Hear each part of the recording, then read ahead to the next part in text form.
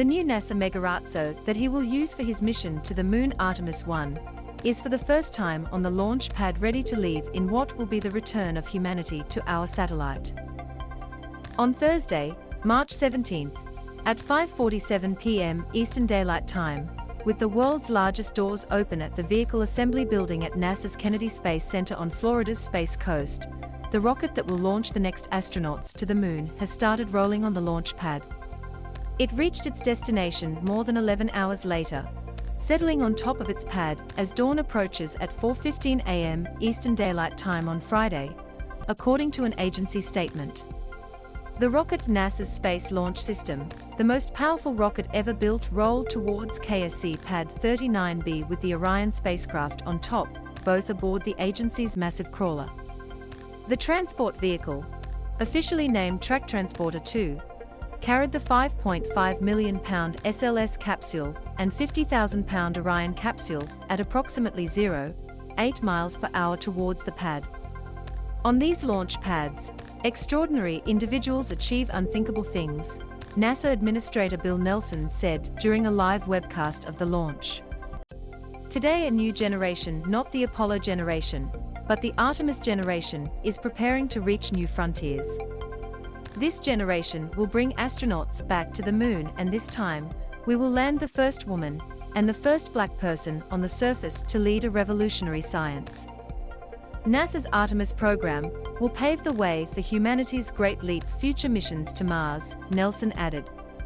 There is no doubt that we are in a golden age of human space exploration, discovery and ingenuity in space. And it all starts with Artemis 1. The SLS and Orion will now undergo a few weeks of pad testing before their launch with Artemis 1, the first mission of NASA's Artemis program, which aims to land the first humans on the Moon since the last Apollo moon landing by NASA in 1972. Artemis 1, which will send an unmanned Orion on a voyage around the Moon, is currently slated for launch no earlier than May.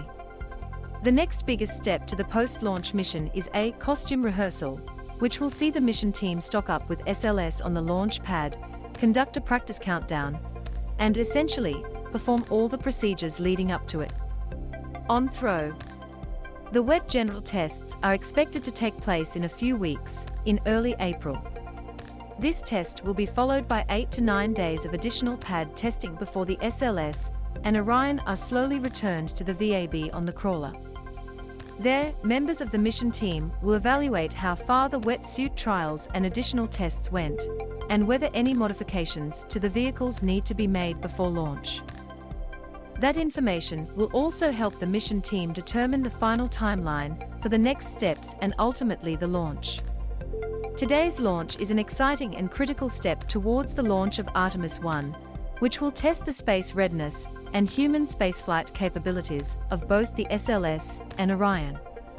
The Space Launch System is the only rocket capable of sending humans into deep space.